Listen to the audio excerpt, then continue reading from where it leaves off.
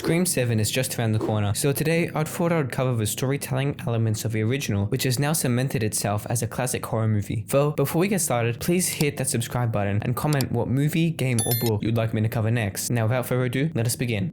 The story commences with Casey Becker receiving a phone call from everyone's favorite killer, or should I say killers. What starts out as flirtatious conversation about Cassie's favorite horror movie, which had gone on to give birth to one of the most iconic lines in all of media, "What's your favorite scary movie?" then becomes rather threatening, with the mystery man revealing that he's stalking her, causing a sense of fear to take hold. The tension of the story ramping up with that of a popcorn being cooked, a pathetic fallacy which is perfect for the meta approach the film takes. The random caller then asks Cassie a whole host of horror movie trivia, such as, "Name the killer in Friday the 13th. to which she foolishly answers incorrectly, as everyone knows that it's Jason's mom, this ultimately resulting in the death of her boyfriend Steve. Now I'm going to pause the video right here to touch on why this film was so successful. Although evident by the title, this movie had a boatload of horror movie references, such as the mention of Halloween and Nightmare on Elm Street, another film by Wes Craven, which is a masterpiece within its own right. Thus, this film being self-aware of the tropes and gimmicks it plays into, made for an engaging and to a certain extent relatable plot, with the audience being able to cue into the references, as in 1996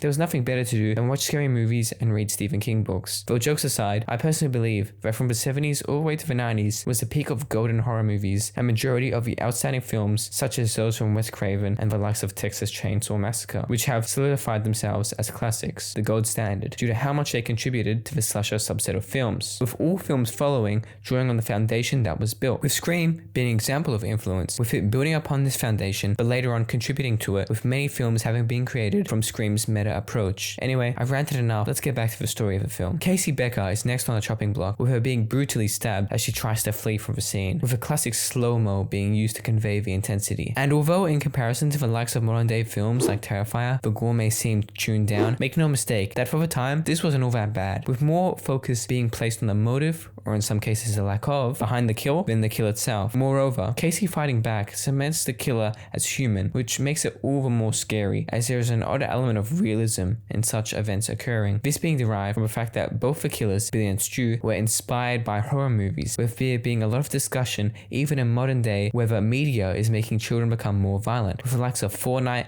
and GTA apparently causing the youth to pillage and murder. Now, as evident by this movie, such discussions were being had decades ago. Even the likes of Dungeons and Dragons was receiving backlash for its demonic references, which was influencing the youth. Though this film doesn't do any favors for slashers, being the blame of ill conduct, due to there being accounts of people committing murders in the classic ghost face mask. The introductory scene is closed out with petrified screams from Casey's mum, as Casey hangs from a tree, a truly terrifying sight to behold for any parent. Following Casey's death, the film focuses on a group of teenagers composed of Sydney Prescott, her boyfriend Billy Loomis, Sydney's best friend Tatum, Tatum's boyfriend Stu, and the horror movie buff Randy Meeks, who all attend Woodsboro High. The kids describe how tragic it was for Casey to be gutted, all except Stu, who seems pretty laid back about the matter, with the two accomplices trying not to draw attention to each other. I didn't kill anybody.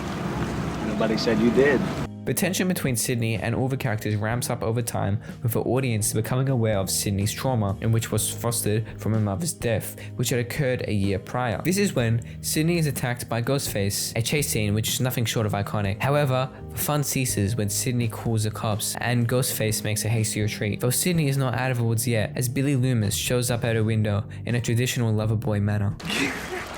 Though despite the affinity they used to share, Sydney isn't too adamant in being all lovey-dovey when a phone drops from Billy's pocket. Billy is then deemed a suspect, which results in him being arrested. However, he is shortly released due to a lack of evidence and an alibi provided by Stu. Though after events to come, the police must have been kicking themselves that they had the killers right in their grasp. The next time Ghostface makes an appearance is to murder Principal Kimberly, a minor character who gets the sharp end of a knife after peeking around the school for a person that was knocking on his door, his body being hung from a goalpost. An interesting reference you may have picked up on when watching the film is that a janitor called Fred makes an appearance, a not so subtle nod to a Nightmare on Elm Street, making a pretty cool inside joke for horror fans, adding to the overarching meta premise of a film. Whilst the media such as Gale is making mountain loads of a frenzied state of Woodsboro, Stu hosts a party at his house, with Sydney attending, wanting to reclaim her life and no longer wanting to live in fear. However, her desire for a peaceful night is nothing more than a pipe dream, as it turns out that Ghostface, or should I say ghost faces, are lurking in the house, with their first victim being that of Tatum. As when Tatum leaves the party to go grab some beers, Ghostface ambushes her, and in an attempt to escape from the killer, she climbs through a doggy door but gets stuck, resulting in her being crushed to death. The penultimate scene of a movie is where Randy explains the rules of horror movies, which is not only comedic but also plays into the horror movie tropes, the rules being as follows. Number 1, you can never have sex. Number 2, you can never drink or do drugs. And number 3, never, ever, ever, under any circumstances say, I'll be right back. However, Randy isn't one to follow his own rules, and his drunken state on the couch results in Ghostface trying to slice him up in a rather ironic scene. Behind you! Behind you, kid! In the midst of this, Sydney goes to find someone to help out, and she finds a cameraman who witnesses Randy's perilous state, and in an attempt to help him, he is promptly killed. Poor guy. Sydney runs back to the house, to which she is greeted by a murderous boyfriend, a boyfriend that makes a reference to Carrie, exclaiming that the blood on his body is nothing more than corn syrup, which was used in the iconic prom scene. With the killers now having revealed themselves, Sydney tries her best to escape, though eventually gets corded into the kitchen. Both Stu and Billy toy around with her, with Billy providing a motive, that being that he killed Sydney's mother for her promiscuous behavior, and wanted to kill Sydney for further revenge. The two of them disclose their plan and state that they have intended to frame Sydney's father for the murders, though in doing that, they would have to have a few stab wounds to sell the story. This is where Stu and Billy fall out of favor with one another, with the two of them stabbing each other, this quarrel allowing Sydney to escape. Sydney concocts a plan which ends in the death of both Billy and Stu, solidifying Sydney as one of the greatest final girls there ever was. Now, we've covered the story, but let's get into what the film does well and what minor alterations could be made. Wes Craven is one of the best filmmakers to ever live, with Scream solidifying his legacy as a horror icon, and work such as Scream conveys that he was definitely his own biggest critic, with the film to a certain extent being commentary on the genre. This self-awareness being a reason to why this film is so acclaimed, and one of the many classics of the slasher genre. There are very few elements in which are to be faulted in regards to the film. All the characters are fleshed out. The fake out with Billy during the movie was done perfectly, and has the audience on their toes, which makes for a great plot, and even the kills were conducted in a somewhat dignified manner, with each kill feeling in tune to the perceived actions of a character, making this a well-rounded film and what I would consider a must-watch masterpiece. Now for the not-so-flattering elements. The story at times can seem rather volatile, as among the brutal stabbing there are tidbits of comedy that shine through, yet sometimes not in the greatest of manner, and can seem almost like a parody of itself, as something doesn't sit quite right when the movie blatantly mocks the tropes to only then go follow the same mantras. And although the film is aware of its place in horror media, it doesn't really do anything to act on it. It points out what some may call a storytelling flaw in horror movies to only go ahead and make the same mistake. And although this could be geared as a part of its charm, it gets to a point of it being a little too much. Thus, one could view the mockery of Scream as warranted in films such as Scary Movie, with it being a comedic interpretation of meta tropes and shows the limited depth of a franchise. But keep in mind that Scream is a teen slasher, and it's perfect in that regard, and that it doesn't need to have some sort of gripping moral basis or a shift in portrayal of tropes, as that's not what it was made for. The highlight of the Scream movies,